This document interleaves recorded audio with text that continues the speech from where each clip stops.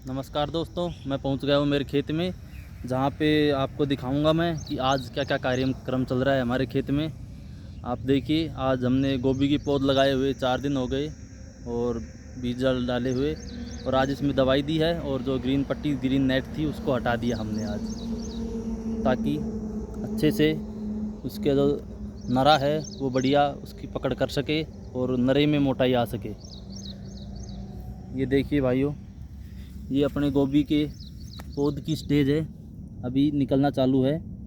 और ऐसे समझ लो कि 60-70% पौध जो है जो निकल चुकी है, 30-40% और निकलनी रह गई। और अभी इसके अंदर मैंने एक फंजीसाइड का स्प्रे मार दिया है, और वो फंजीसाइड एलियट। ये दवाई भाइयों मैंने 40 ग्राम प्रति टंकी मारी है मेरी गोभी की पौध में। ये 28 क्यारियाँ हैं, जिसके अंदर 56 पुड़ियाँ बीज की पड़ गई 10-10 ग्राम की, और 18x3 की एक क्यारी बनाते हैं हम।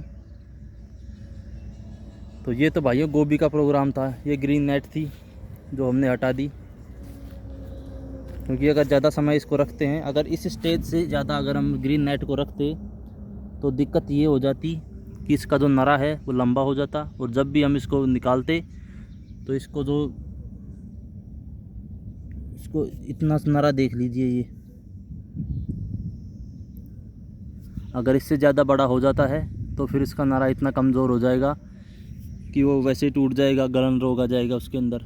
और स्प्रे इसकी जो करनी थी हमें, कोई सा भी आप फंजीसाइड ले सकते हो, लेकिन हमारे हिसाब से ये बढ़िया है, और जैसा भी आपको सूटेबल लगे।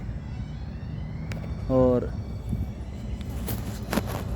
टमाटर की हमने कुछ ट्रे भी भर दी हैं टमाटर की पौध के लिए। तो अभी हमारा सीज़न चालू हो गया गोभी का, टमाटर का। तो अभी जिसकी पौध डाल रहे हैं हम, तो आपको दिखाऊंगा टमाटर की पौध हम ट्रे के अंदर किस तरह से भर रहे हैं। तो भाइयों देखिए, ये है कोकोपिट। ये बनती है खोपरे के जो खोल आता है उससे बनाई जाती है, कंप्रेस होके आती है। और ये एक है, ऐसी 5 बट्टियाँ हमने इसके अंदर डाल रखी हैं। तो देखो फूल के कितना हो जाता है। इसको पानी में रात भर भिगो सकते हो, या फिर 2-3 घंटे भिगा दो तो भी काम चल जाता है। तो ये इतना है, और इसके अंदर जो गोबर की खाद है वो छान के डाल दी गई है। और देखो इस तरह से ये भुरभुरा हो गया, एकदम गीला है एक तरीके से।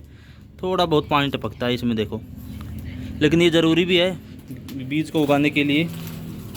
और देखो इस तरह से ये ट्रे भर दी जाती है ऊपर से डाल के। और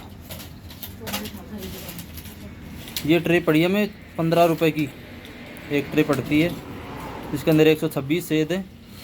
और इस तरह से ऊपर से भर के, और इनके अंदर अंगुलियों से इस तरह से छेद कर देते हैं। अभी तो बिना दाब के भरी जाएगी, लेकिन अंगुली से जब छेद हो जाएगा तो इसके अंदर दाब लग जाती है। और इसके बाद में इसके अंदर एक एक बीज डाल देते हैं। टमाटर का है ये बीज।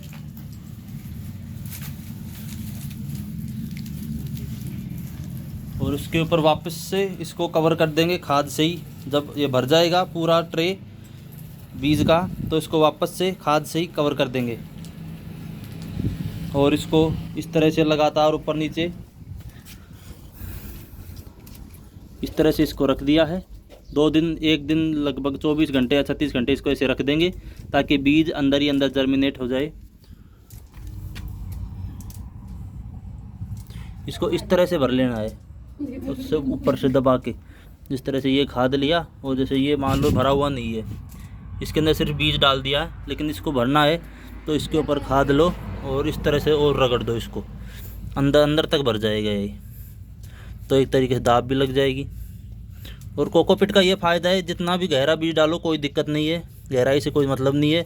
जितना गहरा डालोगे उतना ही बढ़िया निकल के आएगा, क्योंकि ये मिट्टी नहीं है जो कि जोर लगाएगी। इसके अंदर से आराम से जो पेड़ है वो अपनी जगह बना के निकल जाता है। तो ये भी भरनी बाकी है। बीज इसके अंदर सारे डल गए, एक एक बीज डाल रहे हैं, क्योंकि इसके अंदर जो जर्मिनेशन की जो परसेंटेज है वो बढ़ जाती है, तभी ये खर्चा लगाया जाता है।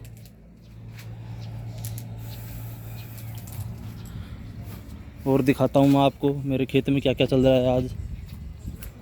और जो ये बाजरा है भैंसों के लिए चारा डाल रखा है ये। वैसे भाइयों बाजरे की फसल अपनी बाड़ी के अंदर अच्छी बताई जाती है। जो भी फसल करते हैं, चाहे तरबूज करें, गोभी करें, ये बाजरा इतना बढ़िया रहता है। इससे कीड़े वगैरह, कीट पतंगे कम आते हैं। कहा जाता है कि बाजरा अगर उसी खेत में करते हैं जिस खेत में आपकी बाड़ी है, तो बाजरा, मक्का वगैरह ऐसी जो फसलें होती हैं वो कीट पतंगों से बचाती हैं। और ये हमने गोभी के लिए और क्यारियाँ तैयार कर दी भाइयों। तो पूरा प्रोग्राम मैं आपको एक ही वीडियो में दिखाऊंगा क्या क्या चल रहा है इस खेत में। मेरी दिनचर्या मैं आपको एक तरीके से दिखा रहा हूँ। तो ये वही 3x18 की एक क्यारी बना दी है।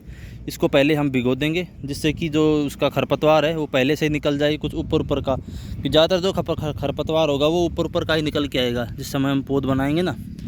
अभी ज़मीन थोड़ी सी गीली है, इसको मैं थोड़ा सा और भिगो दूंगा, खुला पानी दे दूंगा। फव्वारे भी खैर लगा रखे हैं, पर मैं इसके अंदर खुला पानी दूंगा ताकि ये सारी क्यारियाँ हैं जो भीग जाएंगी और इनके अंदर जो खरपतवार है वो पहले से ही निकल जाएगा। और उसको फिर निराई गुड़ाई करके खोदी से निकाल देंगे उसके अंदर, फावड़े से या फिर खुरपी से, किसी भी चीज़ से। फिर उसके बाद इसके अंदर भी बीज बिखेर देंगे।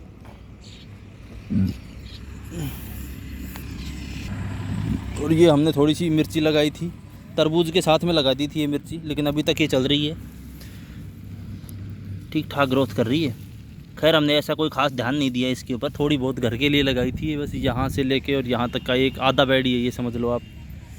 पर ये घर का काम चला देती है, बढ़िया। घर का काम तो क्या है, बहुत है खैर, पर सभी खा लेते हैं इसमें। तो कितना भयंकर फल आ रहा है इसके अंदर। इसमें हमने कोई दवाई नहीं दी, एकदम एक तरीके से समझ लो जैविक है।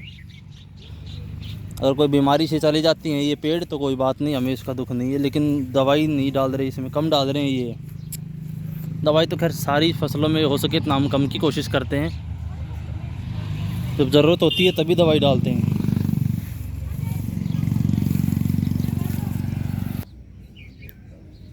तो भाइयों ये एक बरगद का पेड़ है, जो सच बताऊं तो गलती से लग गया। ये कहीं और लगाने के लिए लेके आए थे, लेकिन ये पेड़ यहीं रखा रह गया और यहीं से जड़ पकड़ ली और यहीं से देखो कितना बड़ा हो गया। वैसे तो खैर अच्छा है, बरगद का पेड़ बहुत अच्छा रहता है। तो भाइयों ये अपने खेत का भ्रमण था, किस तरह से हम अपना कार्य करते हैं। और चैनल को सब्सक्राइब कीजिए भाइयों, जो भी नए हैं इस वीडियो से देख रहे हैं। चैनल को सब्सक्राइब करो और वीडियो को लाइक करो और सपोर्ट करो मुझे, ताकि मैं और ऐसी वीडियो बना के डालता रहूं। ये हमारा भाइयों खेजड़ी का वृक्ष है, हमारा राष्ट्रीय वृक्ष, राष्ट्रीय नहीं स्टेट का वृक्ष है ये। तो धन्यवाद भाइयों।